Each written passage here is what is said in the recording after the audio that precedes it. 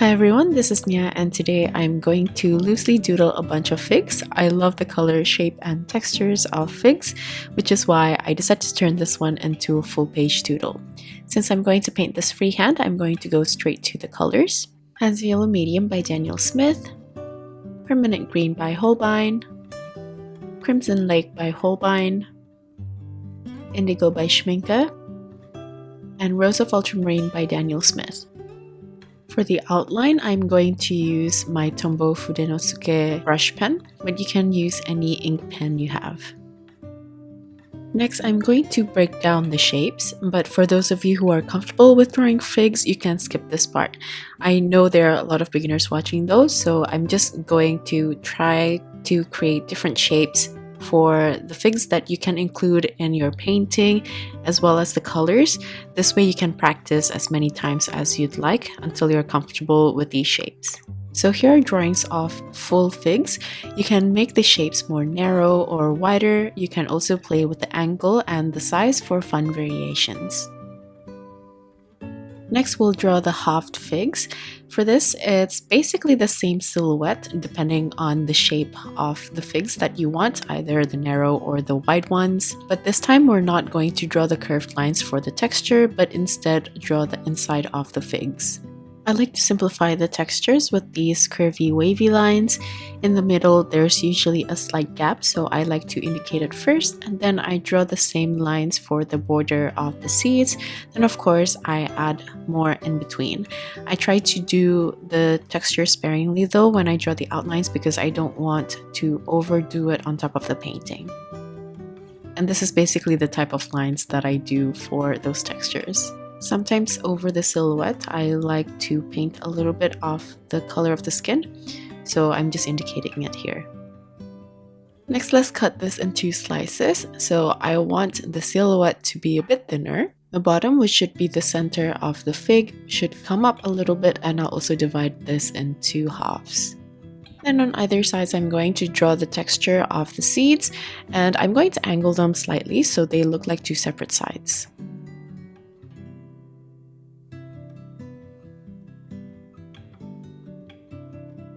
I'm also going to draw one like an orange slice where you look at it from the side. This way you don't see the thickness of the skin and it's really simple to paint.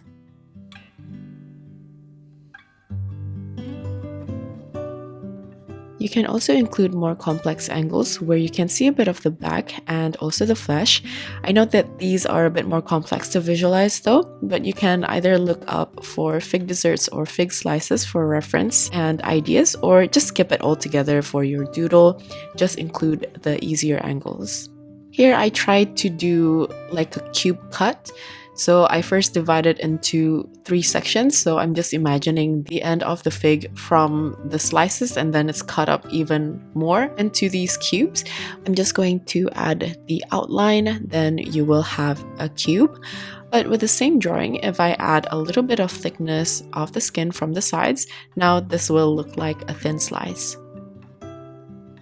Here I'm just going to draw another one of those weird angles. The more you can see the back of the fig, the less you can see the flesh of the fig. So here's just another example, but feel free to look for references if you want to include these in. The supporting element that I want to include in the composition are fig leaves. I tried to simplify it to look more like a maple leaf, but the top leaf is much larger compared to the leaves on the sides. So this kind of looks longer compared to the leaf being wide. Then I'm going to treat each section as individual leaves, then just draw extra textures around the edges of each one. They also have a curve in between the 3 large sections at the top, but I simplified mine in the final doodle, so I didn't really include it in. Next, let's quickly go over the colors. I have Crimson Lake, Rose of Ultramarine, and Indigo. These colors are what I'm going to use for the deep purple or reddish purple of the fig. Then for the stem of the fig, which is connected to the purple, I use a mix of Hansa Yellow Medium and Permanent Green. Let's just put it all together as an example because I'm going to be repeating this a lot in the painting later. By the way, I'm painting this quite messily, but this is also the fun of it, and this will all look a bit neater once we add the outline anyway. But I started with the yellow-green color, then as I move downwards, I start adding the purple. Sometimes I like to mix it in with some Crimson Lake. Then for the darkest part, I'm going to add indigo. If your paint is moving in a way that you don't want it to, you can help the paint move around while it's still damp.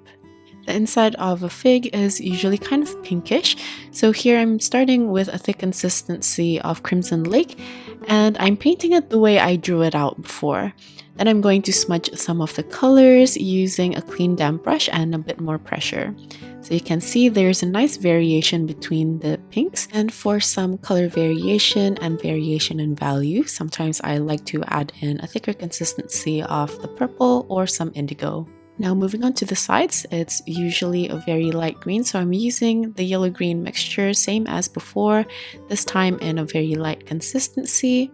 Then if I want to show a bit of the skin, I would just outline it using all the previous colors before. Okay, so let's get onto the actual composition. I'm going to start by painting the figs freehand, and I just want to make sure all the colors are activated first. I actually finished this composition before I did the demonstration that I showed you earlier, so at this point I didn't realize I wanted to mix Hansa yellow with the permanent green, which is why I'm using it by itself. I'm just going to paint some figs around the page and mix up some cuts and slices. And just like the demonstration, I'm not going to do this accurately because I can always enhance the form with my pen later on. And I like to play with different consistencies while I'm doing this. I'm not afraid to use a lot of water in some spots, so I can create really fun wet on wet textures through the different colors and values. I'm not going to talk too much for this part of the painting since I've more or less covered the steps in the demonstration earlier. So I'm just going to keep painting, and I'll get back to you if I feel like I need to inform you of my thought process for this composition.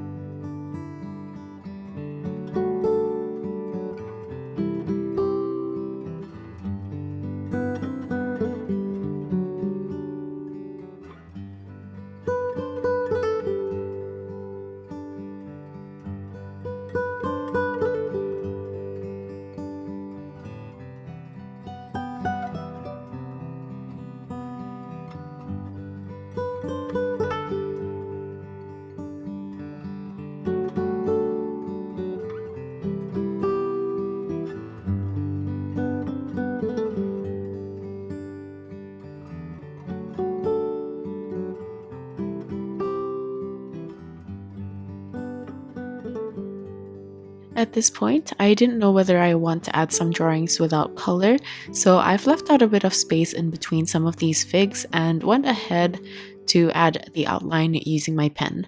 I'm also going to add textures where I feel is needed to help enhance the shapes. For the skin, especially when it looks quite flat, I like to add curved lines to enhance the roundness of the figs, as well as some dots. Sometimes I like to outline over the colors that I've already painted to fix up the shapes, but I also feel like this adds to the loose style. This is generally just a very loose and forgiving style that anyone can do.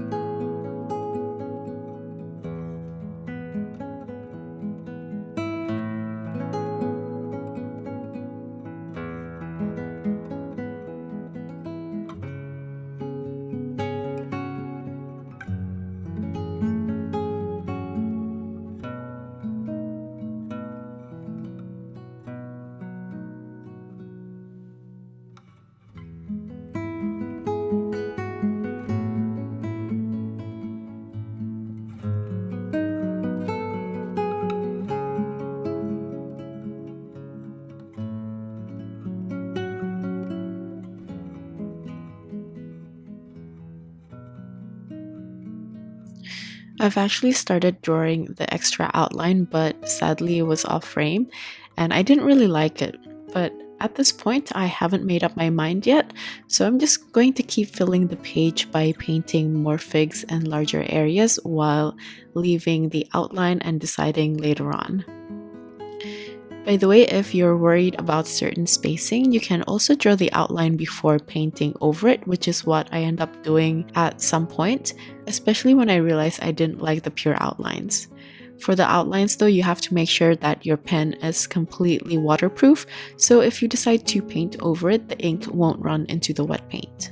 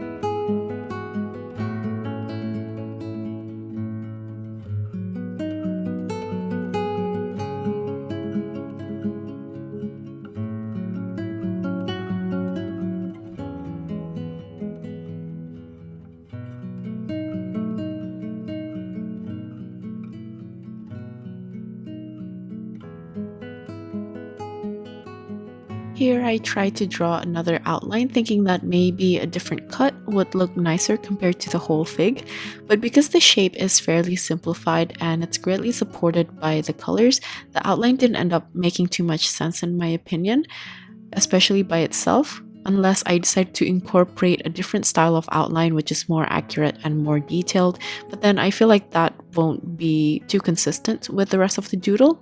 This is why I chose to just paint all the figs at the end of it. Since I already have a lot of figs, I'm going to add a decorative element, which will be the leaves.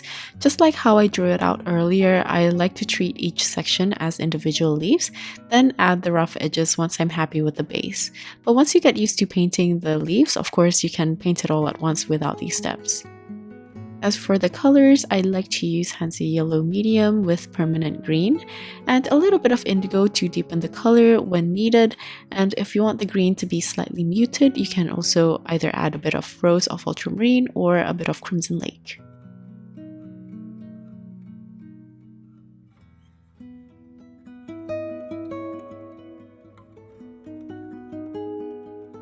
Once I'm done painting on the leaves, I'm going to add some splatters using the purples and pinks.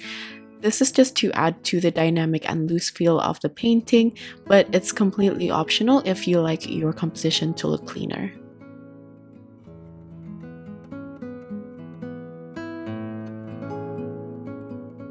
I'm also going to fill and paint the outline of the figs.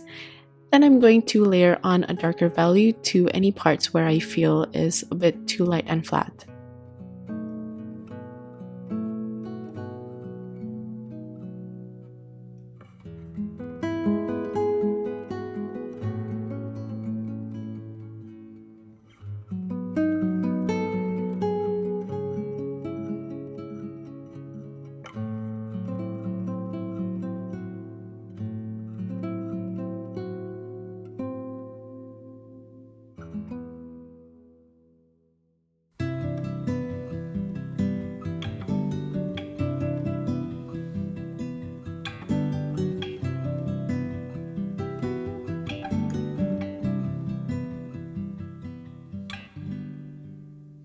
I feel like it's getting there. I quite like the contrast in the values now. So next I'm going to add the outline to the leaves.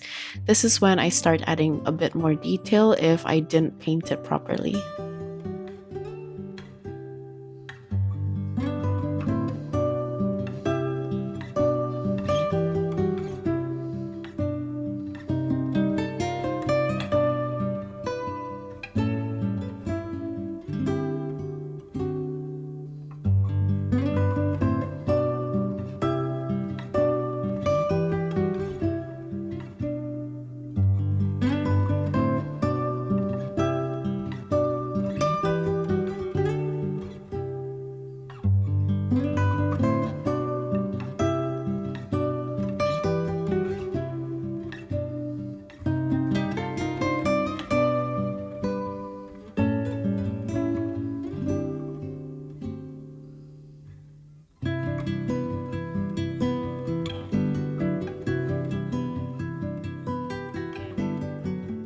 Once I'm done outlining all the leaves, I feel like there are certain spots where I feel can be filled with more figs, but they're a little bit too small for me to just paint freehand.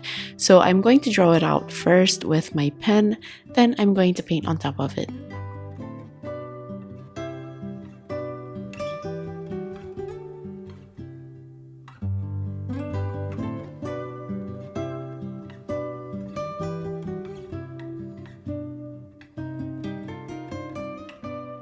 Lastly, I'm going to add some darker values on the leaves because it looks quite flat compared to the deep figs.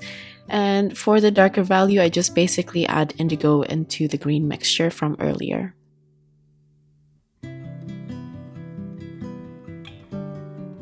And that's it for this doodle. I love this style because it's so forgiving and quick to do. I hope you enjoyed it as well and learned something new along the way. If you did, please consider subscribing for more content. Like usual, the list of tools as well as my social media links will be in the description box. Thank you so much for watching till the end, and I'll see you guys in the next one. Bye!